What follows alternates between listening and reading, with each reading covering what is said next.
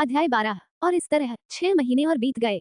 12 मार्च 1790 storm castle के दक्षिण में स्थित मिटेल किंगडम में आखिरकार वसंत आ गया था। अगले आधे साल में जिन 10 साल का हो जाएगा और स्टॉर्म कैसल छोड़ देगा।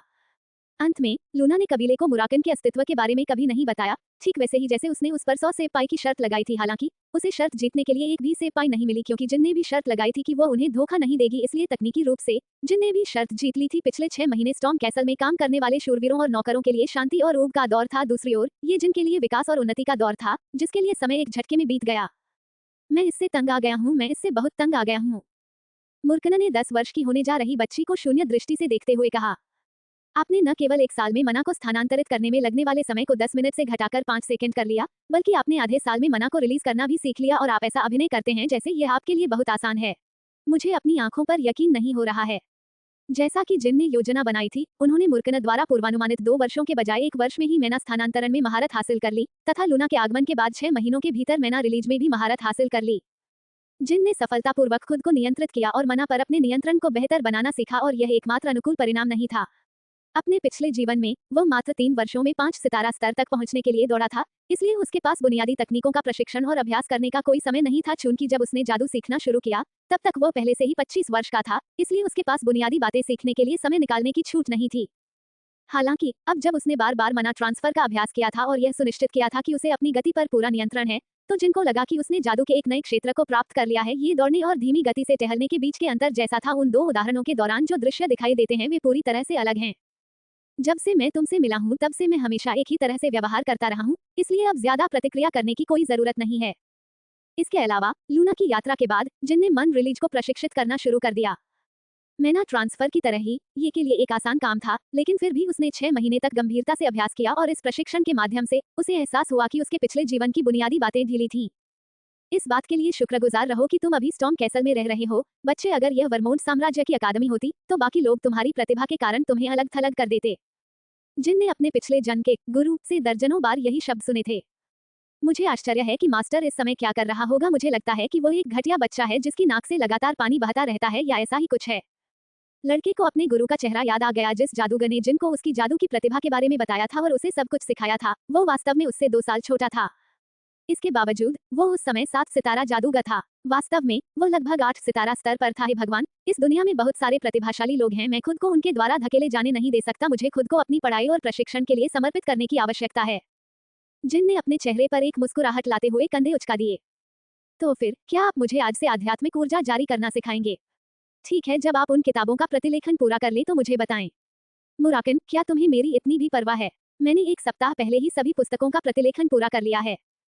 जिन पुस्तकों की जिनको आवश्यकता नहीं थी उनको छोड़कर उसने उन सभी गुप्त पुस्तकों की विषय वस्तु की पूरी प्रतिलिपि बना ली थी जो केवल कबीले के ध्वजवाहकों के लिए ही उपलब्ध थी। वह अभी भी पुस्तकों में वर्णित प्रत्येक अवधारणा और विचार को नहीं समझ पाया था, लेकिन जैसे जैसे जिन की तलवारबाजी बेहतर होती गई, उसे भविष्य में धीरे धीरे उनके अर्थ समझ में आने लगे। स्टॉर्म कैसल छोड़ने से पहले उसे बस इतना ही करना था कि आध्यात्मिक ऊर्जा को मुक्त करना सीखना था। जब मुर्कना ने पहली बार इस तकनीक का उल्लेख किया तो उसने कभी नहीं सोचा था कि जिन इतना कुशल होगा कि महल छोड़ने से पहले ही इसे सीखना शुरू कर देगा। ड्रैगन ने जिन को इस तकनीक के बारे में केवल इसलिए बताया था ताकि वह उसे और अधिक कठिन प्रशिक्षण के लिए प्रेरित कर सके, लेकिन ऐसा लग रहा था कि मुर्कना ने बच्चे को कम आंका था। जब तक वे महल से बाहर नहीं निकल जाते वह जिनकी दया पर निर्भर रहेगा। ओह ठीक है, ये सच है, ऐसा नहीं है कि मुझे तुम्हारी परवाह नहीं है। ये बात मेरे दिमाग से निकल गई। तो फिर चलो अब शुरू करते हैं। गंभीर स्वर में मुर्कना अपनी पीठ सीधी करके बैठ गया और जिन भी उसके पीछे बैठ गया। मैं आपको पहले ही चेतावनी दे रहा हूँ, लेकिन आध्यात्मिक ऊर्जा को मुक्त करना ऐसी तकनीक नहीं है जिसे आप जल्दी से सीख सकते हैं। इसमें मैना ट्रांसफर और रिलीज करने में जितना समय लगा था उससे ज्यादा समय लगेगा। मुझे पता है, तो अधीर मत होइए। जैसा कि मैंने पहले कहा, यह एक बुनियादी और घातक तकनीक है। मैं आपको दिखाता हूँ। इससे पहले कि वो बोलना समाप्त करता, एक अंधकार में ऊर्जा धुएं की तरह प्रकट हुई और मुर्कना से बाहर निकली। यह आध्यात्मिक ऊर्जा थी। अगर जिनकी आध्यात्मिक ऊर्जा एक हल्के कोहरे की तरह थी जो किसी की दृष्टि को धुंधला कर देती थी, तो मुर्कना की आध्यात्मिक ऊर्जा एक गहरे रसातल की तरह थी जो प्रकाश को निगल सकती थी और उसे बुझा सकती थी। यह जिनके लिए ड्रैगन की शक्ति को देखने का दूसरा अवसर था। पहली बार वह दिन था जब मुर्कना जागा था। यह मेरी ऊर्जा से कहीं अधिक सघन और भारी है। जिनने चारों ओर घूमती हुई नृत्य करती हुई ऊर्जा को देखा। ऐसा लगा जैसे ऊर्जा उसे इशारा कर रही थी कि वो उसके पास जाए। जिनने खुद को काले धुएं की ओर बढ़ते हुए पाया। ऊर्जा का रंग अलग है, लेकिन कुल मिलाकर यह मना रिलीज के समान दिखता है ना? हाँ, लेकिन ये बहुत अधिक रहस्यमय लगता है। जादूगरों के लिए मना रिलीज उनके शरीर के अंदर के मना को पर्यावरण में मौजूद मना से जोड़ने का कार्य है। इस तकनीक के पीछे क्या इरादा है, जिन? यह मन की पुनर्प्राप्ति और मजबूती के लिए है। ये सही है, मना जारी करने से शरीर बाहरी मना को स्वीकार करने के लिए खुला होता है। फिर आप अपने स्वयं के मना को पुनः प्राप्त करने के लिए या अपने द्वारा डाले जाने वाले जादू को मजबूत करने के लिए बाहरी मना का उपयोग कर सकते हैं। आध्यात्मिक ऊर्जा जारी करना कमोबेश एक जैसा ही है, लेकिन कुछ अंतर हैं। क्या रहे हैं? आध्यात्मिक ऊर्जा को मुक्त करना आपकी ऊर्जा को आपके आसपास की ऊर्जा से जोड़ना नहीं है, यह आपके आसपास की प्राकृतिक ऊर्जा को आपकी आंतरिक ऊर्जा से जोड़ना है। तो यह उल्टा है। इस धारणा को समझना कुछ कठिन था। मनुष्य के अंदर की आभा और जादू नदियों की तरह व्यवहार करते हैं। नदियों का पानी हमेशा खुले समुद्र की ओर बहता है। नदियां कभी भी समुद्र या महासागरों से बड़ी नहीं होती हैं, वे समुद्र की शाखाएं हैं जो जमीन में फैलती हैं। हालांकि आध्यात्मिक ऊर्जा के लिए स्थिति इसके विपरीत थी। छाया छाया मूर्खन ने अपने आधे शरीर पर फैले धुएं को हटाने के लिए हाथ हिलाया और यह बात कही, आध्यात्मिक शक्ति छाया से प्राप्त होती है, तो फिर छाया कहां से आती है? यह एक सरल और छोटा सा प्रश्न था, फिर भी ये दिव्य सूक्ष्मता से भरा हुआ था। मुझे लगता है कि वे शनि से आते हैं।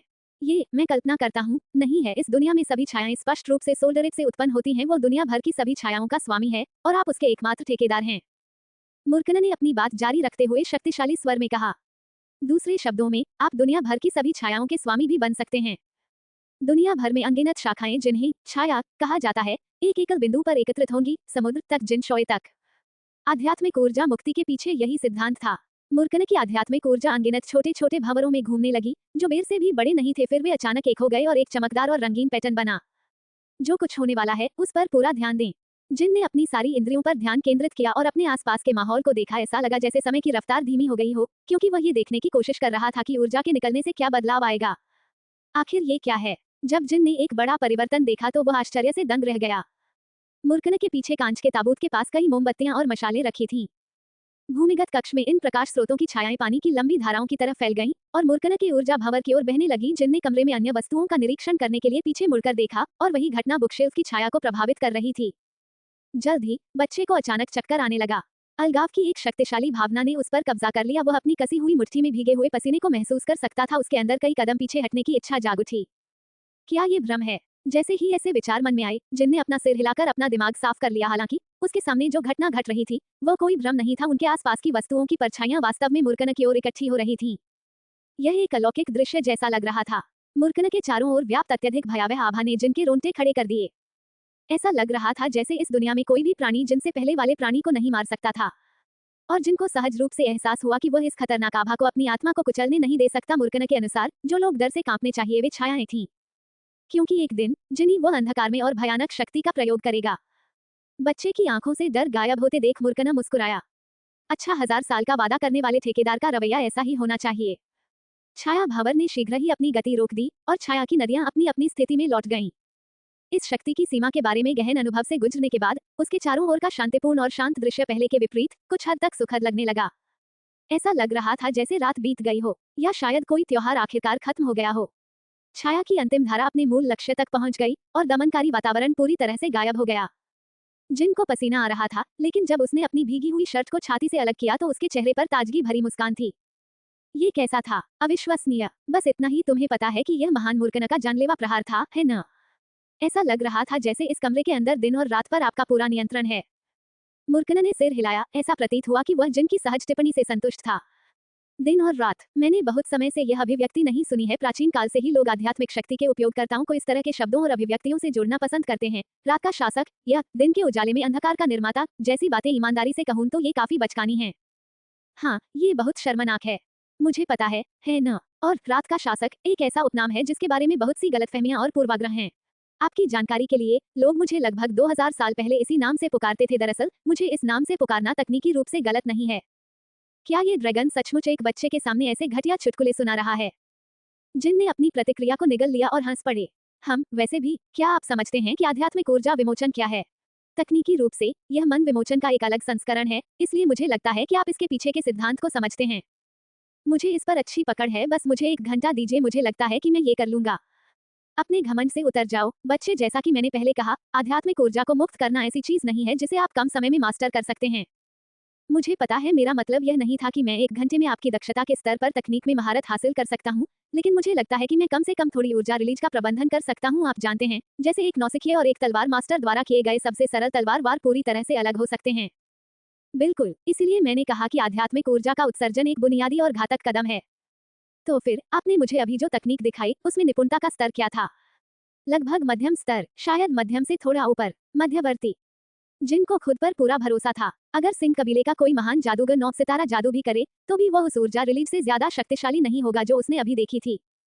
मुर्कन ने अपनी ताकत दिखाने के लिए आध्यात्मिक ऊर्जा का इस्तेमाल किसी भी चीज को नष्ट करने के लिए नहीं किया था, इसलिए जिन के पास अपनी राय का समर्थन करने के लिए कोई ठोस सबूत नहीं था। हालांकि भले ही उसने अपनी आंखों से इसकी विनाशकारी शक्ति को नहीं देखा हो, लेकिन वह 9 सितारा जादू पर आध्यात्मिक शक्ति की श्रेष्ठता को सटीक रूप से महसूस कर सकता था। अगर आप इस तकनीक में पूरी तरह से निपुण हो जाते हैं तो आप एक पल में 10 लाख लोगों की सेना को पूरी तरह से नष्ट कर सकते हैं। किसी जीव से छाया का हट जाना मौत के समान है। गलियारे में रखी 2 मशालें अचानक टूटकर फर्श पर गिर गईं, और किसी वस्तु की छाया का हट जाना विनाश के समान है। जिन अपना आश्चर्य छिपा नहीं सका और टूटी हुई मशालों को देखता रहा। फिर भी धिक्कार है, मैंने खुद को रोकने की पूरी कोशिश की ताकि कुछ भी नष्ट न हो, तो फिर वे मशालें क्यों टूट गईं? हमें महल छोड़ने से पहले उन्हें ठीक करना होगा। ये कितनी परेशानी वाली बात है। मशालें ही एकमात्र ऐसी चीज नहीं थी जो टूट गई। मुर्कन जिस कांच के ताबूत के अंदर सो रहा था, उसके पत्थर के हिस्सों में बड़ी दरारें थीं। लानत है। ड्रैगन के मुंह से एक गहरी आह निकली और वह भौंचक्का रह गया। अब उसे जिन का इंतजार करते हुए छोटे मोटे काम निपटाने थे।